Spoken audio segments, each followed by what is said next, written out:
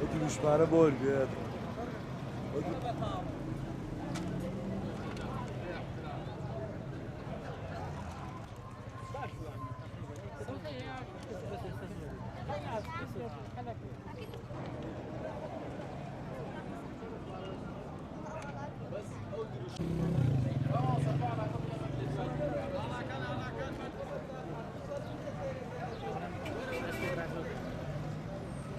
دیرینی هزاران ساڵی هەیە و خاوەنی خاک و شناس و کولتور و زمان و فەرهەنگی خۆیەتی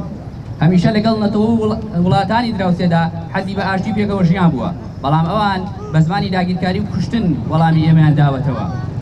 سەرباری دابەشکردن و ئەنفال و کیمیاباران هێشتا ڕێگە نادەن لەسەر زێدی باب و باپیرانمان بە ئارامی بژین لە ڕابردوودا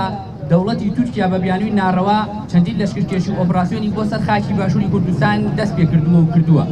سنووری بەزاندووە لە هەموو بوارەکاندا زیانی گەیاندووە دوایین لەشکرکێشی و پیلانی داگیرکاری سوپای دەوڵەتی تورکیا جارێکی در بۆ سەر خاکی هەرێمی کوردستان بووە کە دوورە لە بەهاکانی مافی مرۆڤ و ڕێزگرتنی سەروەری خاکی نێودەوڵەتی بەهۆی بردومان و هەوڵە داگیرکاریەکانەوە چەندین داگیرکاریەکانەوە گەورەترین زیانی بە گیان و ماڵ و ڕز و باخی هاونیشتمانیان گەیاندووە لەگەڵ ئەمانەشدا چەندین جۆرە چەکی کۆمەڵکوژ و خەدەغەکراوی لەسەر ڕۆڵەکانی کورد و سروشتی کوردستان تاقی کردوێتەوە بۆیە ئێمە وەکو چین و توێژەکانی شارۆچکەی پێنجوێن لە بەرامبەر قڕکردنی گەلی کورد و تێکدانی سروشتی کوردستان و داگیرکاریەکانی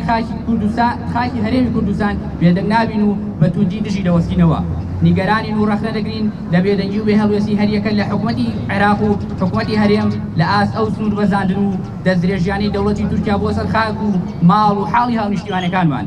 هەروەها دەوڵەتی ئەمریکا پشکی لەم داگیرکاریانەدا بەردەکەوێت چونکە سەروەری ئاسمانی عێراق لە ژێر جڵەوی ئەمریکادایە و بەبێ ڕێپێدانی ئەمریکا فڕۆکەی جەنگی هیچ وڵاتێک ناتوانێت بەسەر ئاسمانی عێراقدا بفرێت کە ئەم ڕێپێدانەش هیچ خزمەت بە سەقامگیری ناوچەکەت ناکات دەبێ بەیار